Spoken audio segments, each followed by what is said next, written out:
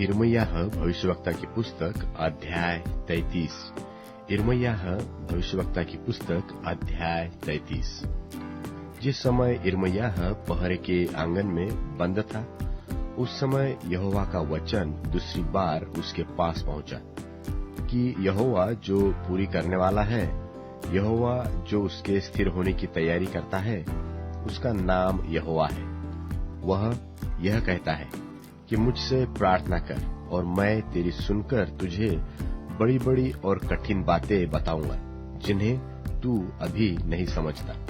क्योंकि इस्राएल का परमेश्वर यहोवा इस नगर के घरों और यहूदा के राजाओं के भवनों के विषय जो इसलिए गिराए जाते हैं कि दमदमों और तलवार के साथ सुभिता से लड़ सके, यो कहता है, कसदियों से युद्ध करने को वे लोग आते तो हैं, परंतु मैं क्रोध और जलजलाहट में आकर उनको मरवाऊंगा और उनकी लोथे उसी स्थान में भर दूंगा।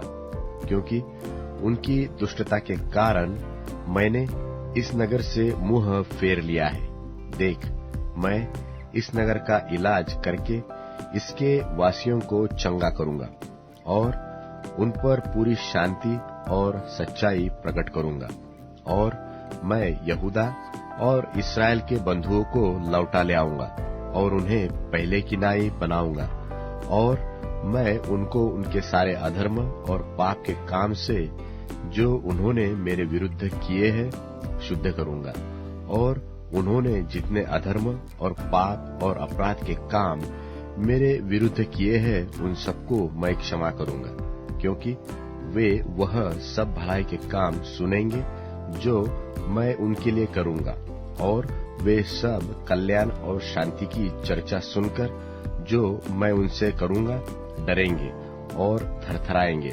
वे पृथ्वी की उन जातियों की दृष्टि में मेरे लिए हर्षाने वाले और स्तुति और शोभा का कारण हो जाएंगे। यहोवा यो कहता है, यह स्थान जिसके विषय तुम लोग कहते हो कि यह तो उजाड़ हो गया है, इसमें न तो मनुष्य रह गया है और न पशु, अर्थात यहूदा देश के नगर और यरूशलेम की सड़कें जो ऐसी सुनसान पड़ी है कि उनमें न तो कोई मनुष्य रहता है और न कोई पशु। इन्हीं में हर्ष और आनंद का शब्द, दुल्हे दुल्हन का शब्द और इस बात के कहने वालों का शब्द फिर सुनाई पड़ेगा कि सेनाओं के यहोवा का धन्यवाद करो, क्योंकि यहोवा भला है और उसकी करुणा सदा की है। और यहोवा के भवन में धन्यवाद बलि करने वालों का भी शब्द सुनाई देगा। क्योंकि मैं इस देश की दशा पहले की नाई जो की तो कर दूंगा। यहोवा का यही वचन है।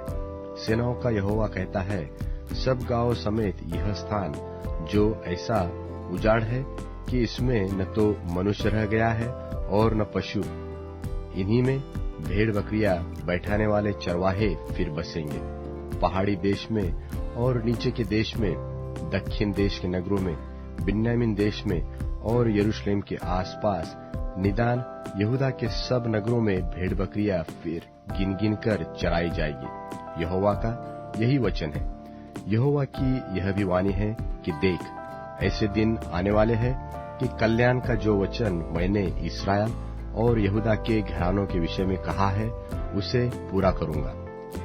उस दिनों में और उन समयों में मैं दाऊद के वंश में धर्म की एक डाल लगाऊंगा और वह इस देश में न्याय और धर्म के काम करेगा। उन दिनों में यहूदा बचा रहेगा और यरूशलेम निडर बसा रहेगा, और उसका नाम यह रखा जाएगा, अर्थात यहोवा हमारी धार्मिकता। यहोवा यो कहता है, दाऊद के कुल में इस्राएल के घराने की गद्दी पर विराजने वाले सदैव बने रहेंगे, और लेवीय याजकों के कुलों में प्रतिदिन मेरे लिए होम बलि चढ़ाने वाले, अन्न बलि जलाने वाले और मेल बलि चढ़ाने वाले सदैव बने रहेंगे। फिर यहोवा का यह वचन यिर्मयाह के पास पहुंचा। यहोवा यो कहता है, मैंने दिन और रात के विषय में जो वाचा बांधी है, जब तुम उसको ऐसा तोड़ सको कि दिन और रात अपने अपने समय में न हो, तब ही जो वाचा मैंने अपने दास दाऊद के संग बांधी है टूट सकेगी कि तेरे वंश की गद्दी पर विराजने वाले सदैव बने रहेंगे, और मेरी वाचा मेरी सेवा टहल करने वाले लेवीय याजकों के संग बंधी रहेंगी। जैसा आकाश की सेना की गिनती और समुद्र के बालू के किनकों का परिणाम नहीं हो सकता है, उसी प्रकार मैं अपने दास दाऊद के वंश और उसके सेवक लेवियों को बढ़ाकर अनगिनत कर दूंगा। यहोवा का यह वचन यिर्मयाह के पास पहुंचा। क्या तूने नहीं देखा कि ये लोग क्या कहते हैं कि जो दो कुल यहोवा ने चुन लिए थे उन दोनों से उसने अब हाथ उठाया है, यह कहकर कि ये मेरी प्रजा को तुच्छ जानते हैं और कि यह जाति उनकी दृष्टि में गिर गई है। यहोवा यो कहता है कि यदि दिन और रात के विषय मेरी वाचा अटल न रहे और यदि आकाश और पृथ्वी के नियम मेरे ठहराए हुए न रह गए, तब ही मैं याकूब के वंश से हाथ उठाऊंगा और इब्राहिम, इसहाक और याकूब के वंश पर प्रभुता करने के लिए अपने दास दाऊद के वंश में से किसी को फिर न ठहराऊंगा, परंतु इसके विपरीत मैं उन पर दया करके उनको बंधुआई से लौटा लाऊंगा। यिर्मयाह भविष्यवक्ता की पुस्तक अध्याय 34। यिर्मयाह भविष्यवक्ता की पुस्तक अध्याय 34। जब बाबुल का राजा नबूकदनेस्सर अपनी सारी सेना समेत और पृथ्वी के जितने राज्य उसके वश में थे उन सबों के लोगों समेत भी यरूशलेम और उसके सब गांवों से लड़ रहा था, तब यहोवा का यह वचन यिर्मयाह के पास पहुंचा कि इस्राएल का परमेश्वर यहोवा यो कहता है कि जाकर यहूदा के राजा सिदकिय्याह से कहा कि यहोवा यो कहता है कि देख, मैं इस नगर को बाबुल के राजा के वश में कर देने पर हूँ, और वह इसे फूंकवा देगा और तू उसके हाथ से न बच निकलेगा, निश्चय पकड़ा जाएगा और उसके वश में कर दिया जाएगा। और तेरी और बाबुल के राजा की 4 आंखें होंगी और तुम आमने सामने बातें करोगे और तू बाबुल को जाएगा। तो भी हे यहूदा के राजा सिदकिय्याह, यहोवा का यह भी वचन सुन, जिसे यहोवा तेरे विषय में कहता है कि तू तलवार से मारा न जाएगा, तू शांति के साथ मरेगा। और जैसा तेरे पितरों के लिए अर्थात जो तुझसे पहले राजा थे उनके लिए सुगंध द्रव्य जलाया गया, वैसा ही तेरे लिए भी जलाया जाएगा। और लोग यह कहकर कि हाय मेरे प्रभु, तेरे लिए छाती पीटेंगे। यहोवा की यही वाणी है। ये सब वचन यिर्मयाह भविष्यवक्ता ने यहूदा के राजा सिदकिय्याह से यरूशलेम में उस समय कहे जब बाबुल के राजा की सेना यरूशलेम से और यहूदा के जितने नगर बच गए थे उनसे अर्थात लाकीश और अजेका से लड़ रहे थी, क्योंकि यहूदा के जो गढ़वाले नगर थे उनमें से केवल वे ही रह गए थे। यहोवा का वह वचन यिर्मयाह के पास उस समय आया जब सिदकिय्याह राजा ने सारी प्रजा से जो यरूशलेम में थी यह वाचा बांधी थी कि दासों के स्वाधीन होने का प्रचार किया जाए, कि सब लोग अपने अपने दास दासी को जो इब्री व इब्रानी हो स्वाधीन करके जाने दे, और कोई अपने यहूदी भाई से फिर अपनी सेवा न कराए। तब तो सब हाकिमों और सारी प्रजा ने यह प्रण किया कि हम अपने अपने दास दासियों को स्वतंत्र कर देंगे और फिर उनसे अपनी सेवा न कराएंगे। सो उस प्रण के अनुसार उनको स्वतंत्र कर दिया गया, परंतु इसके बाद वे फिर गए और जिन दास दासियों को उन्होंने स्वतंत्र करके जाने दिया था उनको फिर अपने वश में लाकर दास और दासी बना लिया। तब यहोवा की ओर से यह वचन यिर्मयाह के पास पहुंचा कि इस्राएल का परमेश्वर यहोवा तुमसे यो कहता है कि जिस समय मैं तुम्हारे पितरों को दासत्व के घर अर्थात मिस्र देश से निकाल ले आया, उस समय मैंने तो आप उनसे यह कहकर वाचा बांधी कि तुम्हारा जो इब्री भाई तुम्हारे हाथ से बेचा जाए उसको तुम 7वें बरस में छोड़ देना। 6 बरस तो वह तुम्हारी सेवा करे, परंतु इसके बाद तुम उसको स्वतंत्र करके अपने पास से जाने देना। परंतु तुम्हारे पितरों ने मेरी न सुनी, न मेरी ओर कान लगाया। तुम अभी फिरे तो थे और अपने अपने भाई को स्वतंत्र कर देने का प्रचार करा के जो काम मेरी दृष्टि में भला है उसे तुमने किया भी था, और जो भवन मेरा कहलाता है उसमें मेरे सामने वाचा भी बांधी थी।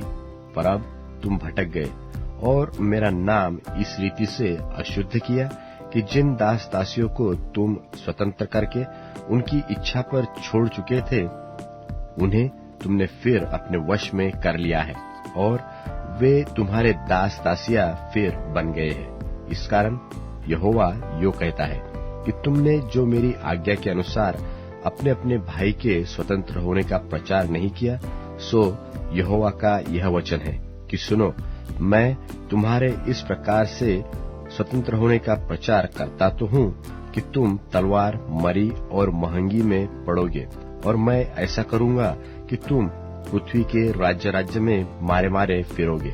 और जो लोग मेरी वाचा का उल्लंघन करते हैं और जो प्रण उन्होंने मेरे सामने और बछड़े को दो भाग करके उसके भागों के बीच होकर किया, परंतु उसे पूरा न किया, अर्थात यहूदा देश और यरूशलेम नगर के हाकिम, खोजे, याजक और साधारण लोग जो बछड़े के भागों के बीच होकर गए थे, उनको मैं उनके शत्रुओं अर्थात उनके प्राण के खोजियों के वश में कर दूंगा, और उनकी लोथ आकाश के पक्षियों और मैदान के पशुओं का आहार हो जाएगी। और मैं यहूदा के राजा सिदकिय्याह और उसके हाकिमों को उनके शत्रुओं और उनके प्राण के खोजियों अर्थात बाबुल के राजा की सेना के वश में जो तुम्हारे सामने से चली गई है कर दूंगा।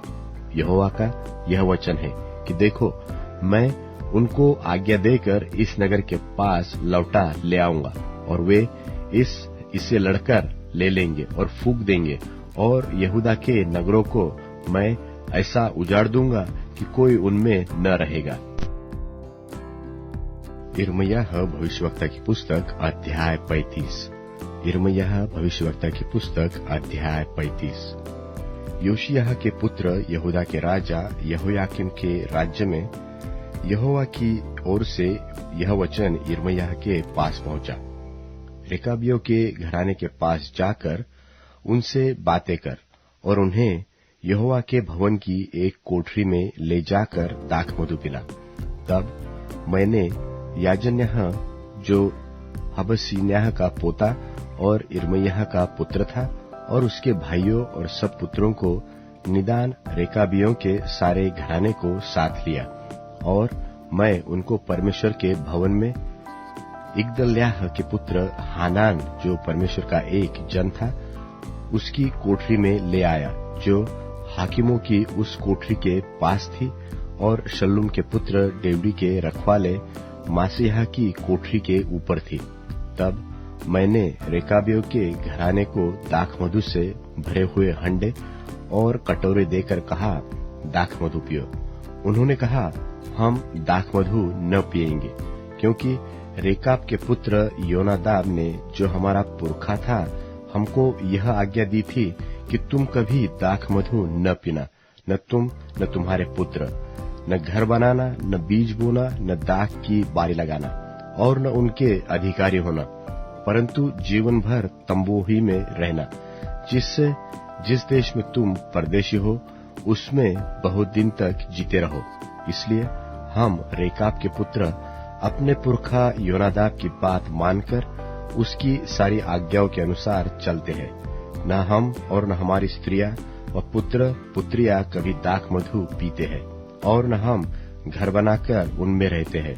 हम न दाख की बारी, न खेत और न बीज रखते हैं।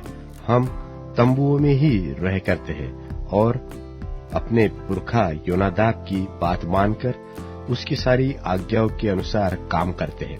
परंतु जब बाबुल के राजा नबूखदनेस्सर ने इस देश पर चढ़ाई की, तब हमने कहा, चलो कसदियों और अरामियों के दलों के डर के मारे यरूशलेम में जाए। इस कारण हम अब यरूशलेम में रहते हैं। तब यहोवा का यह वचन यिर्मयाह के पास पहुंचा।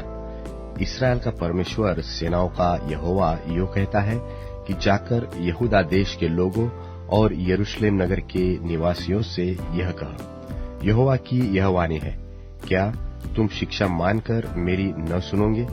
देखो, रेकाब के पुत्र योनादाब ने जो आज्ञा अपने वंश को दी थी, तुम दाखमधु न पीना, सो तो मानी गई है। यहाँ तक कि आज के दिन भी वे लोग कुछ नहीं पीते। वे अपने पुरखा की आज्ञा मानते हैं। पर यद्यपि मैं तुमसे बड़े यत्न से कहता आया हूँ, तो भी तुमने मेरी नहीं सुनी।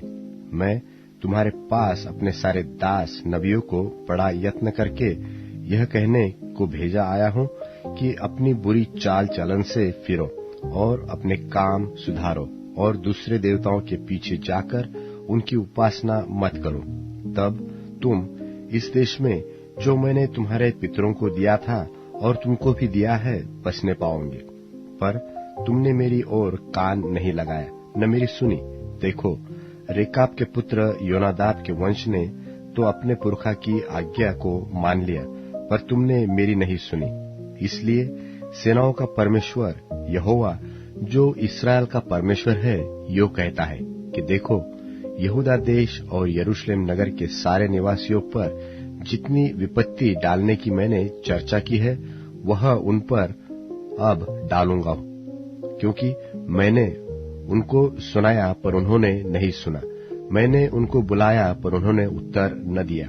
और रेकाबियों के घराने से यिर्मयाह ने ये कहा, इसराइल का परमेश्वर सेनाओं का यहोवा तुमसे यो कहता है, इसलिए कि तुमने जो अपने पुरखा योनादाब की आज्ञा मानी, वरन उसकी सब आज्ञाओं को मान लिया और जो कुछ उसने कहा उसके अनुसार काम किया है, इसलिए इसराइल का परमेश्वर सेनाओं का यहोवा यो कहता है, रेकाब के पुत्र योनादाब के वंश में सदा ऐसा जन पाया जाएगा जो मेरे सन्मुख खड़ा रहे। यूहन्ना का प्रकाशित वाक्य 22वां अध्याय। फिर उसने मुझे बिल्लौर की सी झलकती हुई जीवन के जल की एक नदी दिखाई, जो परमेश्वर और मेमने के सिंहासन से निकलकर उस नगर की सड़क के बीचों बीच बहती थी। और नदी के इस पार और उस पार जीवन का पेड़ था। उसमें 12 प्रकार के फल लगते थे और वह हर महीने फलता था। और उस पेड़ के पत्तों से जाति जाति के लोग चंगे होते थे। और फिर श्राप न होगा।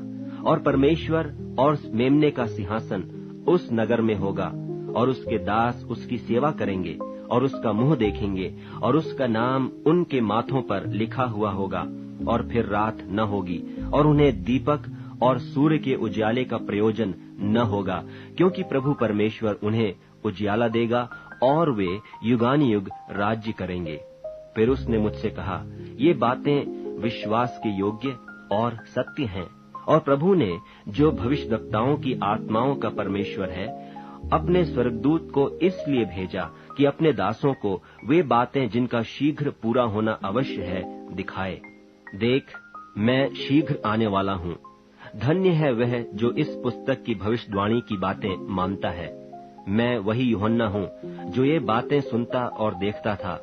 और जब मैंने सुना और देखा, तो जो स्वर्गदूत मुझे ये बातें दिखाता था, मैं उसके पांवों पर दंडवत करने के लिए गिर पड़ा। और उसने मुझसे कहा, देख, ऐसा मत कर, क्योंकि मैं तेरा और तेरे भाई भविष्यद्वक्ताओं और इस पुस्तक की बातों के मानने वालों का संगी दास हूँ। परमेश्वर ही को दंडवत कर। फिर उसने मुझसे कहा, इस पुस्तक की भविष्यवाणी की बातों को बंद मत कर, क्योंकि समय निकट है। जो अन्याय करता है वह अन्याय ही करता रहे, और जो मलिन है वह मलिन बना रहे, और जो धर्मी है वह धर्मी बना रहे, और जो पवित्र है वह पवित्र बना रहे। देख, मैं शीघ्र आने वाला हूँ, और हर एक के काम के अनुसार बदला देने के लिए प्रतिफल मेरे पास है। मैं अल्फा और ओमेगा, पहला और पिछला, आदि और अंत हूँ। धन्य वे हैं जो अपने वस्त्र धो लेते हैं, क्योंकि उन्हें जीवन के पेड़ के पास आने का अधिकार मिलेगा, और वे फाटकों से होकर नगर में प्रवेश करेंगे। पर कुत्ते और टोन्हे और व्यभिचारी और हत्यारे और मूर्ति पूजक और हर एक झूठ का चाहने वाला और गढ़ने वाला बाहर रहेगा। मुझ यीशु ने अपने स्वर्गदूत को इसलिए भेजा कि तुम्हारे आगे कलीसियाओं के विषय में इन बातों की गवाही दे। मैं दाऊद का मूल और वंश और भोर का चमकता हुआ तारा हूँ। और आत्मा और दुल्हन दोनों कहती हैं आ, और सुनने वाला भी कहे कि आ। और जो प्यासा हो वह आए, और जो कोई चाहे वह जीवन का जल सेत में ले। मैं हर एक को जो इस पुस्तक की भविष्यवाणी की बातें सुनता है गवाही देता हूँ कि यदि कोई मनुष्य इन बातों में कुछ बढ़ाए तो परमेश्वर उन विपत्तियों को जो इस पुस्तक में लिखी हैं उस पर बढ़ाएगा। और यदि कोई इस भविष्यवाणी की पुस्तक की बातों में से कुछ निकाल डाले तो परमेश्वर उस जीवन के पेड़ और पवित्र नगर में से जिसकी चर्चा इस पुस्तक में है उसका भाग निकाल देगा। जो इन बातों की गवाही देता है वह यह कहता है, हाँ, मैं शीघ्र आने वाला हूँ। आमीन। हे प्रभु यीशु आ। प्रभु यीशु का अनुग्रह पवित्र लोगों के साथ रहे। आमीन।